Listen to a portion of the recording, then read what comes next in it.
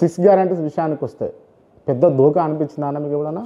నీకు చెప్పు ఏది 6 గ్యారంటీస్లో కాలేదో ఏదైందని అనుకుంటున్నా చెప్పు. నువ్వు ఇది కాలేదన్నది చెప్పు. అంటే ఏది అడిగినా కూడా ఇప్పుడు రైతు రుణమాఫీ అంట నేను కానిది చెప్పు ఫస్ట్. అస్సలు జీరో అసలు కానిదా కళ్యాణ లక్ష్మి తులం బంగారం అది 2500 కూడా ఈ 3 మహిళలకు సంబంధించి 4000 రూపాయల పెన్షన్ కాలే.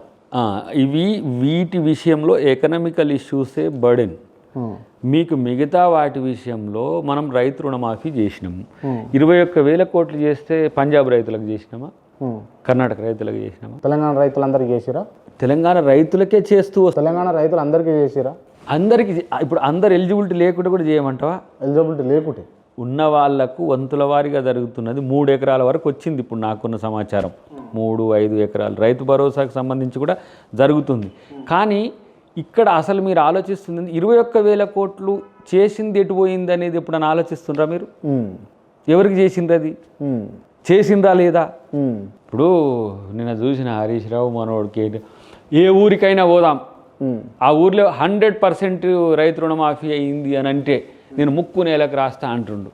మరి నువ్వు మొన్న ₹1,00,000 రుణమాఫీ చేసినావు, అందరు రైతులకు అయిందా? ఎలిజిబిలిటీ క్రైటీరియాస్ పెట్టినాం కదా మనము. ఇంకొకటి ఏంటంటే 1 lakh లోపోళ్ళ శాతం తగ్గున్నది, 2 lakhs ఎబోవ్ వాళ్ళ శాతం ఎక్కువ ఉన్నది.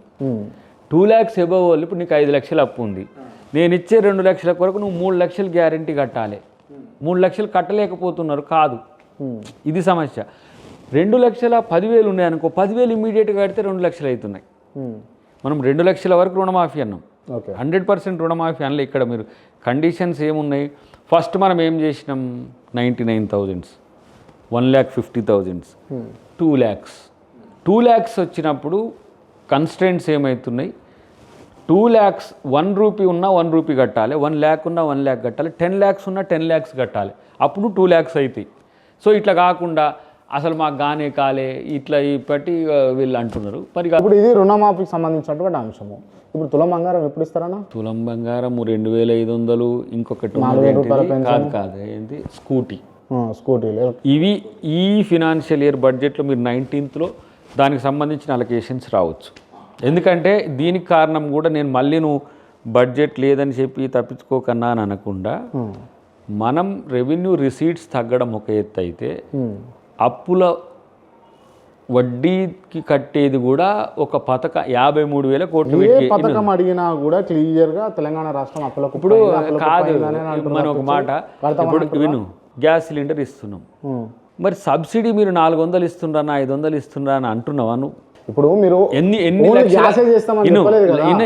నేను చెప్తా, ఎన్ని లక్షల కుటుంబాలకు ఇస్తున్నాం అనేది ఒక లెక్కే. ఎంత సబ్సిడీ వస్తుంది చెయ్యి. ఒక కుటుంబానికి 200 యూనిట్ల ఫ్రీ పవర్ ఇస్తున్నాం మనం, దానికి ఎంత అవుతుందో లెక్కే. ఇప్పుడు 73,000 ఇండ్లకు పైచీలకు మొన్న ఇందిరమ్మ ఇండ్లను శాంక్షన్ చేసినాం. ఇప్పుడు శాంక్షన్ చేయగానే నేను లగపడాలి వాళ్ళకి, అంతే. 10 సంవత్సరాలు నువ్వేం కట్టినవరా అంటే నేను కట్టలేదు, నువ్వు కడతా అన్నావు ఒక కట్టు.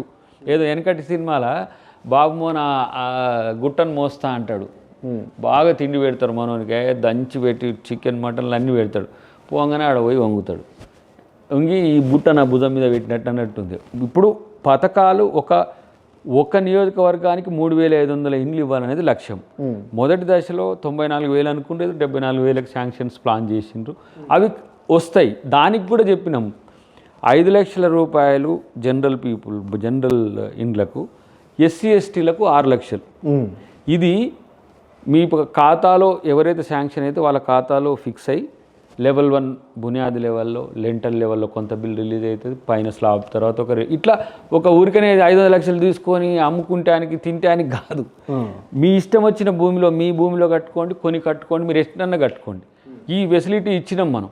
ఇట్లా మీరు జాబులు ఇస్తేనేమో మా నోటిఫికేషన్లు జాబ్ ఇచ్చిందని అంటాడు. ఊరికి వీని నోటిఫికేషన్లు మనం ఎందుకు జాబ్ ఇస్తాము? నోటిఫికేషన్ లేలే పాడేయలే, ఆ పెండింగ్ పెట్టి అట్లా ఉన్నారు. అట్లా ఏది దాన్ని లెవెల్ సరే అవి వేసినాం మేము. 56,000 ఉద్యోగాలు వేసినాం. ఇప్పుడు 5 లక్షల రూపాయలు ఎవరైతే ప్రిపేర్ అయ్యేటోళ్ళకి అనేది అది కూడా ఆర్థిక అంశమే.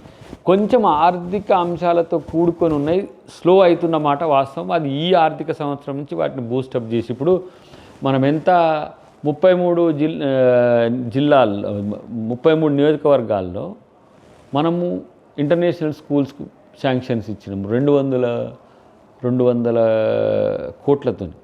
ఏంటిది అది? ఒక 2000 స్టూడెంట్స్ గురుకులాలను మించింది అది. అన్ని రకాల ఫెసిలిటీస్ ఉండే స్కూల్స్ను స్టార్ట్ చేసినాం.